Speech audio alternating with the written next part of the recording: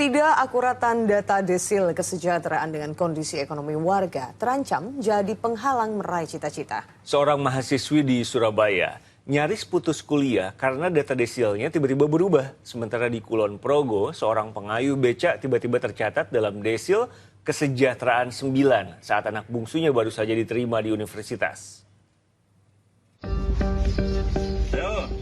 Sebuah becak sehari-hari menemani Timbul untuk mencari nafkah. Ia biasa berkeliling kawasan Malioboro, Yogyakarta dengan penghasilan yang tidak menentu demi menghidupi kedua anaknya. Sebagai orang tua tunggal dengan kondisi fisik terbatas, ia tidak mampu bekerja sepanjang hari. Untuk menambah pemasukan, Timbul juga memelihara ayam kampung di lahan rumahnya.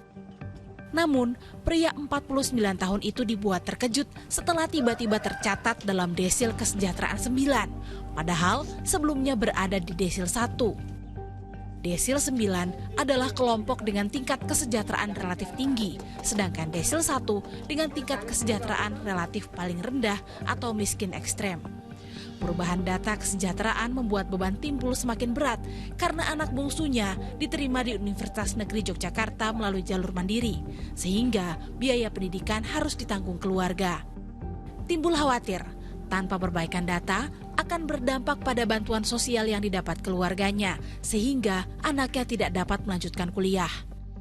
Hasilnya naik kan, ya tetap kaget. Ya itu. Harapannya Bapak? Harapan saya ya mudah-mudahan nanti dari pemerintah nanti bisa merubah data saya. Dan nanti dari desil 9 tuh bisa jadi desil 1 lagi.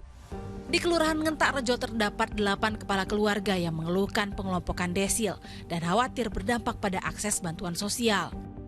Ya menurut saya kayak memang tidak mampu ya saya disisil karena penilaian desil itu nggak tahu toh punya apa, aset apa kan nggak tahu toh. Jadi memang aset desil itu ada di kejujuran masing-masing individu kan. Situasi serupa juga dihadapi di Andrea Fristi. Harapan mahasiswi berprestasi semester 3 jurusan pendidikan guru sekolah dasar di Universitas Negeri Surabaya ini untuk melanjutkan kuliah nyaris pupus karena pengajuan beasiswa ekonominya ditolak akibat data desil yang tiba-tiba berubah.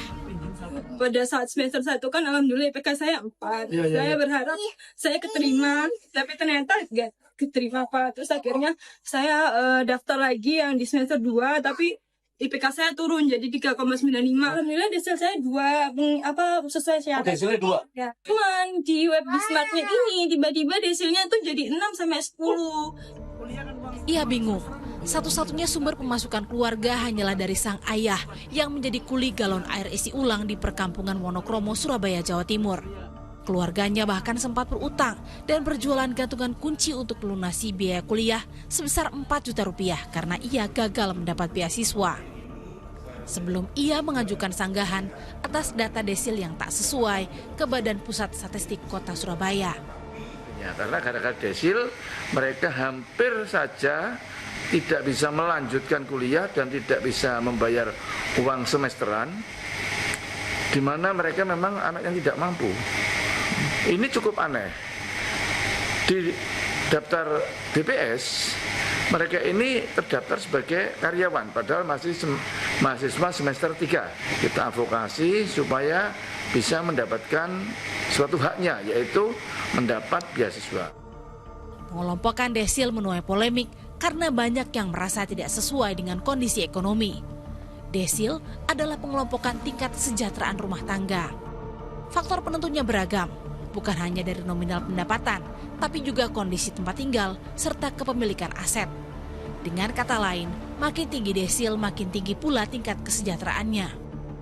Pemerintah Kota Surabaya pun mengimbau warga yang merasa kondisi ekonominya tak sesuai penggolongan desil untuk mengajukan sanggahan ke Dinas Sosial dan Badan Pusat Statistik setempat agar dapat ditinjau kembali. Tim MTek Media melaporkan.